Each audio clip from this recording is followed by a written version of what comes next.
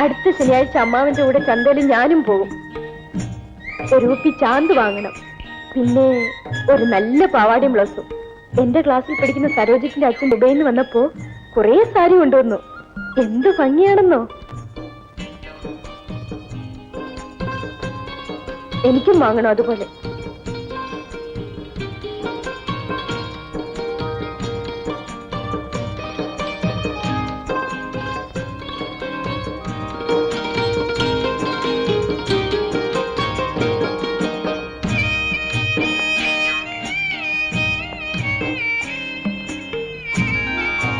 എങ്ങനെയുണ്ട്? ബ്യൂട്ടിഫുൾ. കൊള്ളാം, മനോഹരമായിരിക്കുന്നു.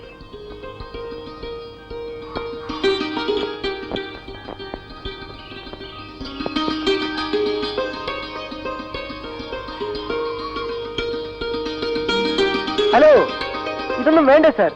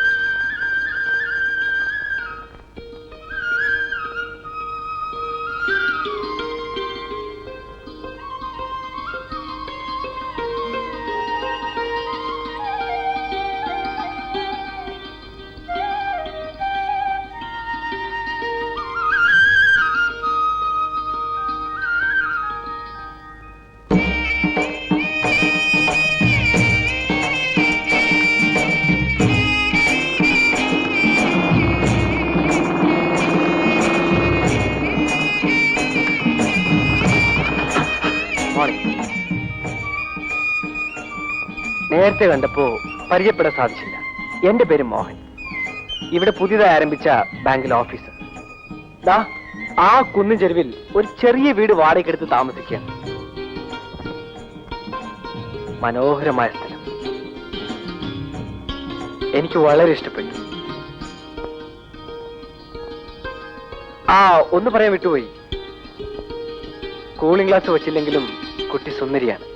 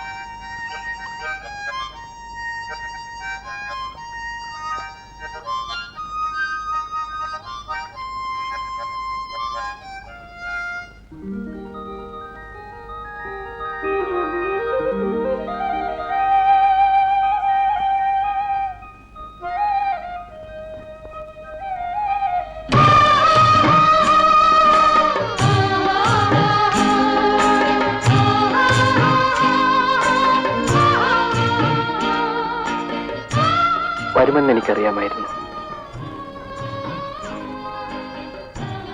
പേരെന്താ? ഗീത.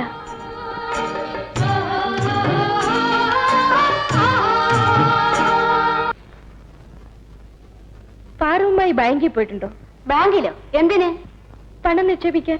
ഇവിടുത്തെ ബാങ്ക് കള്ള് ഷാപ്പല്ലേ മോളെ, അങ്ങനെ ദിവസം അവിടെ കൊണ്ടുപോയി നിക്ഷേപിക്കുന്നുണ്ട്. അതല്ല ഞാൻ പറഞ്ഞത്.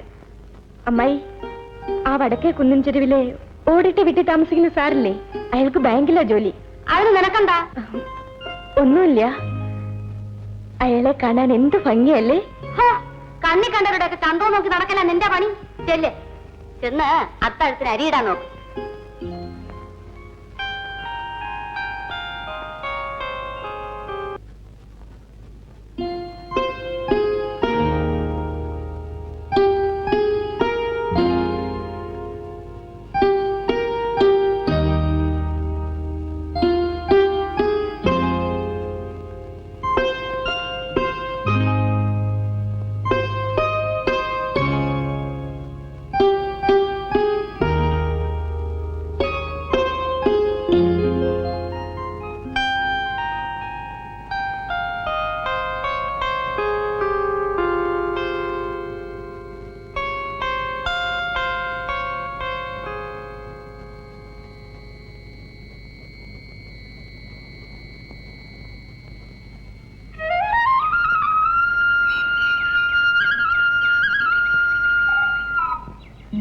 ഹലോ,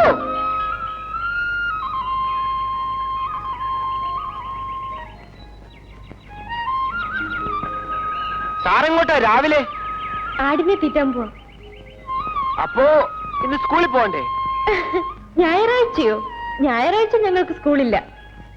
ഓ, ഇന്ന് ഞായറാഴ്ചയാണല്ലേ. ഞാനൊരു മണ്ടൻ തന്നെ. ഇന്ന് ഓഫീസിലുള്ള ദിവസമാണെന്ന് കരുതി പോകാൻ റെഡിയായിരുന്നു.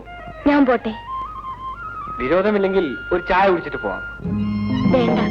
എന്റെ കൊട്ടാരം കണ്ടല്ലോ, സൗകര്യം കിട്ടുമ്പോഴൊക്കെ ഇതിലെ വരാം. വീട്ടുകാരനായിട്ട് ഞാൻ മാത്രമേ ഉള്ളൂ.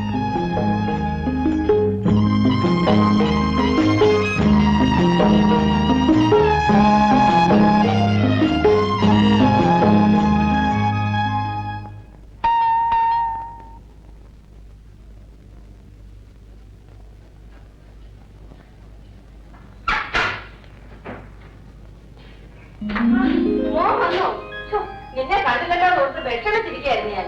അതെന്തിനാ? ഒരാഴ്ച ഞാൻ വരായിരുന്നുള്ളൂ. നിനക്കെന്താ പറയാ? ആഴ്ചയിൽ ഒരു ദിവസമെങ്കിലും വന്ന് അച്ഛനെ അമ്മയെ കാണാമെന്ന് നീ വാക്ക് തന്നിട്ടല്ലേ നിന്നെ ഞാൻ ജോലിക്ക് അയച്ചത്. തുടങ്ങി. വീട്ടിൽ വരാൻ അല്പം താമസിച്ച വന്നില്ലല്ലോ എന്ന പരാതി, വന്ന് കയറിയാലോ ജോലിക്ക് പോകുന്നതിനുള്ള പരാതി. അല്ല, എനിക്കറിയാൻ വയ്യാഞ്ഞിട്ട് ചോദിക്കുക. നീ ജോലി ചെയ്ത് കൊണ്ടുവന്നിട്ട് വേണം ഇവിടെ കഴിയാൻ. ആളും പെണ്ണുമായി നീ ഒരുത്തനല്ലേ ഉള്ളടാ. ഞങ്ങൾക്ക് കണ്ട കുഗ്രാമത്തിലൊക്കെ പോയി ഒറ്റയ്ക്ക് വെച്ച് തിന്ന് കഴിയാനല്ല നിന്നെ ഞങ്ങൾ വളർത്തിയത്. അതിന് സുഖം നമുക്ക് അറിഞ്ഞുകൂടാനായിട്ടാണ്. ഓ സുഖം. നിന്നോട് ആരും തവണ ഞാൻ പറഞ്ഞിട്ടില്ലേടാ, ഇവിടുത്തെ എസ്റ്റേറ്റിലെ കാര്യങ്ങളൊക്കെ നോക്കി നീ ഇവിടെ തന്നെ കഴിച്ചാൽ മതിയെന്ന്. എന്നാൽ അച്ഛനെങ്കിലും ഒരു സഹായമായേനെ. അമ്മയുടെ 1000 പ്രാവശ്യം ഞാനും പറഞ്ഞിട്ടില്ലേ അങ്ങനെ ജീവിക്കാൻ എനിക്ക് ഇഷ്ടമല്ലെന്ന്. എസ്റ്റേറ്റുകൾ അച്ഛൻ ഉണ്ടാക്കിയതാണ്. അച്ഛനുള്ളപ്പോ അച്ഛൻ തന്നെ നോക്കിയെടുക്കണം. സ്വയം അധ്വാനിച്ചുണ്ടാക്കുന്ന പണം കൊണ്ട് ജീവിക്കാനാണ് എനിക്കിഷ്ടം. ഓ, നീ ഇങ്ങനെ അതും ഇതും പറഞ്ഞോണ്ട് നടന്നു, കുടുംബത്തിന്റെ നിലയും വിലയും നോക്കാതെ. എപ്പോഴാ വന്നത്? ഇപ്പൊ ഒന്ന് കയറി വിളിച്ചാ. എത്ര ദിവസം ലീവുണ്ട്? നാളെ തന്നെ പോണം. പോയി കുളിച്ചു വല്ലതും കഴിക്കും. ശരി അച്ഛാ. പിന്നെ എനിക്ക് എസ്റ്റേറ്റ് വരെ ഒന്ന് പോണം. നാളെ രാത്രി ഞാൻ മടങ്ങി വരും. നീ പോകുമ്പോൾ പണം വല്ലതും ആവശ്യമുണ്ടെങ്കിൽ അമ്മയോട് ചോദിച്ചാൽ.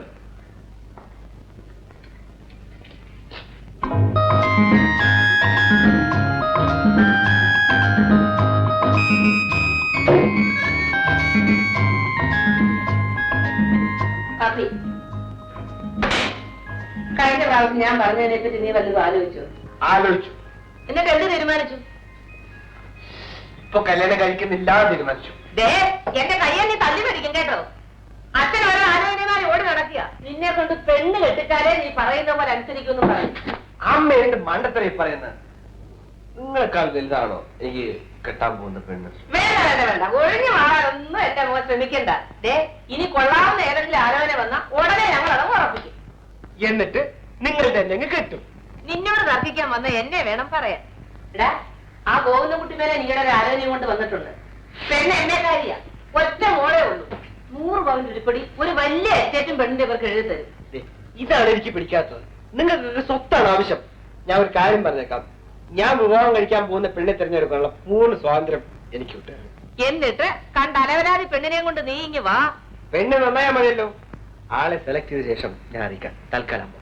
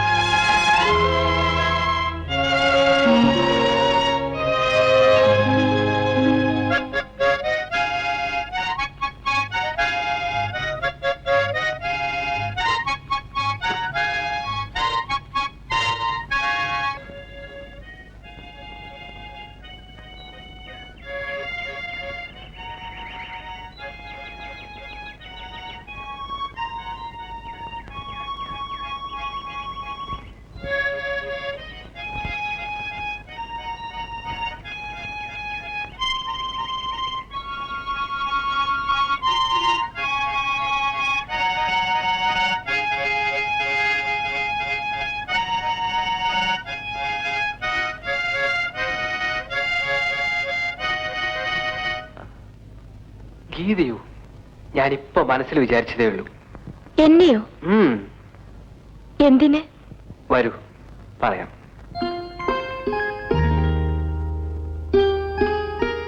എന്താ, എന്റെ മുറി വരാൻ പേടിയുണ്ടോ?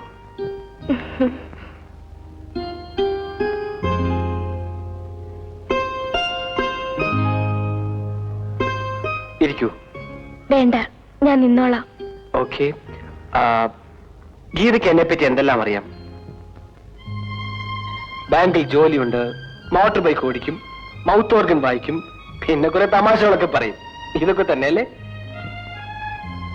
എന്നാ കേട്ടോളൂ, എനിക്കൊരു വീടുണ്ട്, ജീവിക്കാൻ വേണ്ടതിലധികം സ്വത്തുണ്ട്, സ്നേഹസമ്പന്നരായ അച്ഛനും അമ്മയുണ്ട്.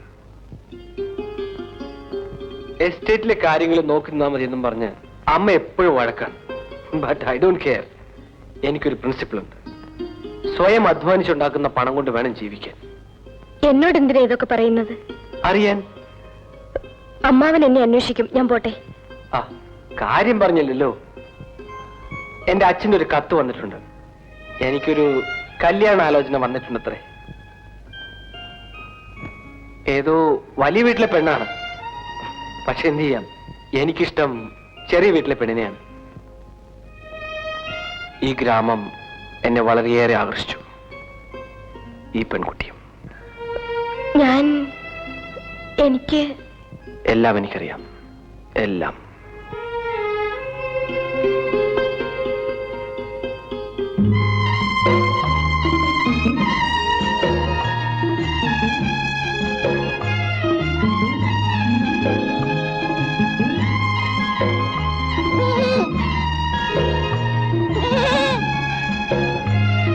പോയിക്കോളൂ.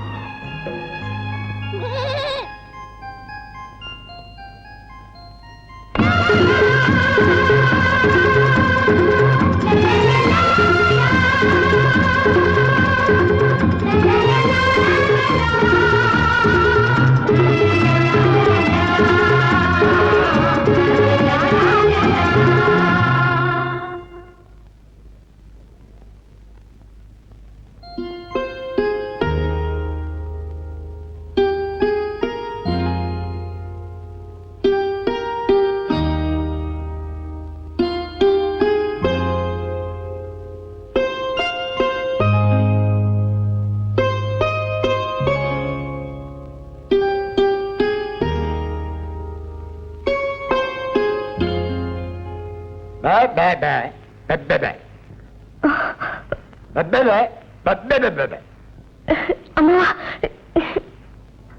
തരുമോ?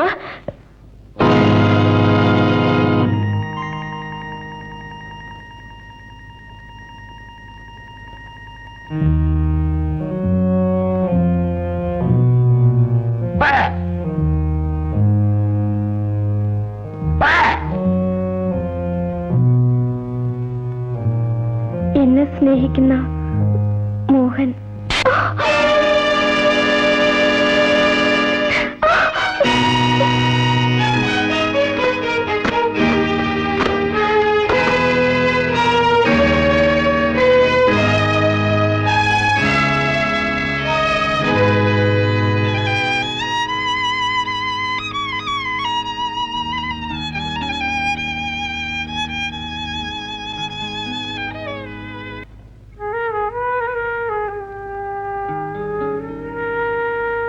വാസു, നീ പണിക്ക് വരുന്നില്ലേ? എല്ലാരും പോയല്ലോ.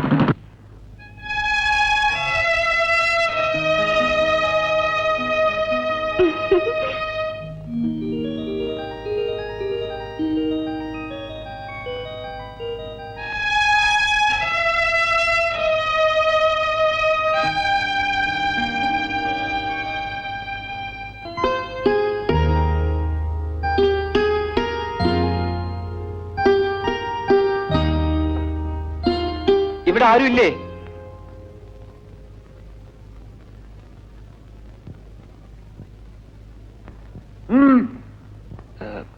ഇത് ഗീതയുടെ വീടല്ലേ?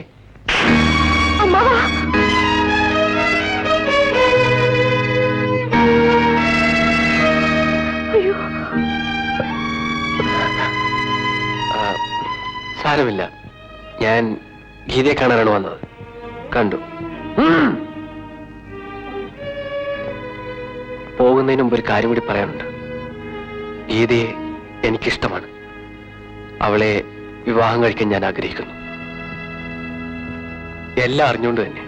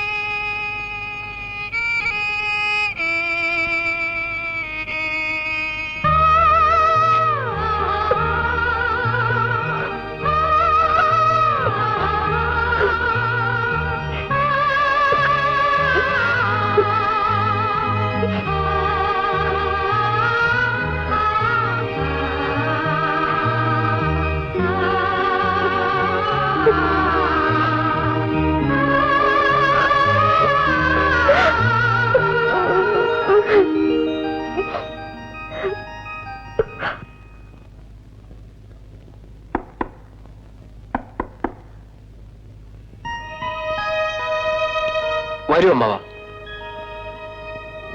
ഇരിക്കൂ.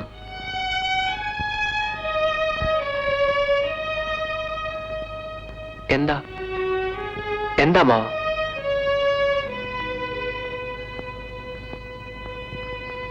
അതെ, ഞാൻ വിവാഹം കഴിക്കുന്നെങ്കിൽ അത് ഗീതയെ മാത്രമായിരിക്കും.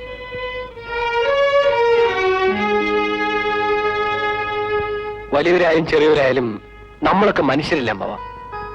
എന്റെ വീട്ടുകാർ പണക്കാരായിരിക്കാം എന്ന് വെച്ച് ഞാൻ അവർക്ക് അടിമയാണോ?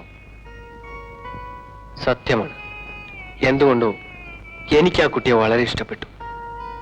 മറ്റാരെതിർത്താലും ശരി, ഞാൻ അവളെ വിവാഹം കഴിക്കും, അമ്മാവൻ സമ്മതിച്ചാൽ.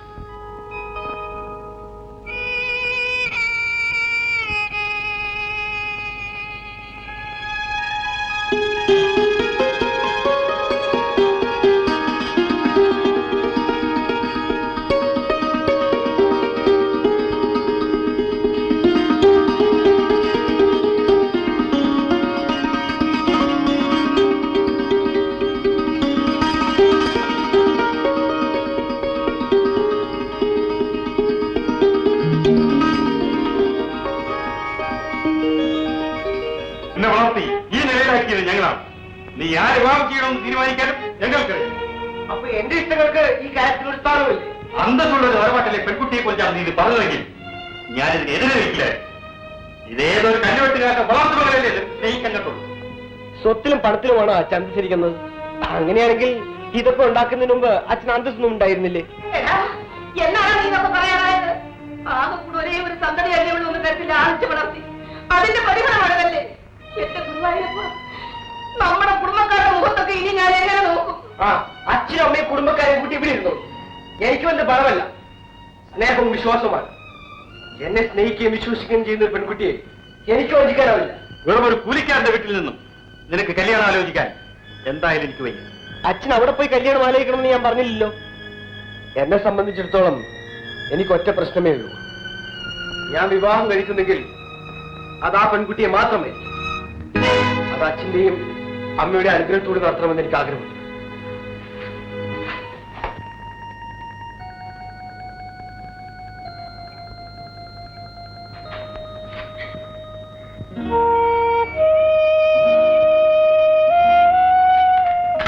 നീ എവിടെ പോന്നടാ? എന്റെ അഭിപ്രായങ്ങൾക്ക് യാതൊരു വിലയുമില്ലാത്ത വീട്ടിൽ ഞാനിത് താമസിക്കണം. നിന്റെ നന്മയ്ക്ക് വേണ്ടിയല്ലേ മോനെ ഞങ്ങൾ ഇതൊക്കെ പറയുന്നത്. അതാണ് ഉദ്ദേശമെങ്കിൽ ഈ വിവാഹത്തിന് നിങ്ങൾ സമ്മതിക്കുമായിരുന്നു. നീ പോകണ്ട. മറ്റുള്ളവരുടെ മുമ്പിൽ തല നിർത്തി നടക്കാൻ സാധിച്ചില്ലെങ്കിലും ശരി, നിന്റെ ആഗ്രഹം തന്നെ നടക്കട്ടെ.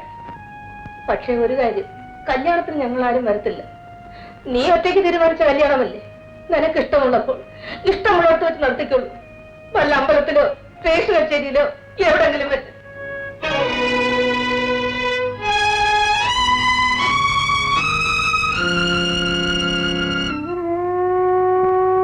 അമ്മാവൻ എന്താ ആലോചിക്കുന്നത്? അച്ഛനും അമ്മയും ആദ്യം അങ്ങനെയൊക്കെ പറയും, പിന്നെ എല്ലാം എന്റെ ഇഷ്ടത്തിന് വിട്ടുതരും. കല്യാണം നമുക്ക് ഏതെങ്കിലും അമ്പലത്തിൽ വെച്ച് നടത്താം. ഞാൻ ഗീതയെ സ്നേഹിച്ചതിലല്ല അവർക്ക് എതിർപ്പ്. പെണ്ണിനേക്കാൾ പ്രധാനം അവർക്ക് സ്ത്രീധനമാണ്. പാവപ്പെട്ടവരാകുമ്പോ അതൊന്നും കിട്ടുകയില്ലല്ലോ എന്നാണ് അമ്മയുടെ വാദം. ഞാനാണെങ്കിൽ ഇതിനെല്ലാം എതിരാണ്.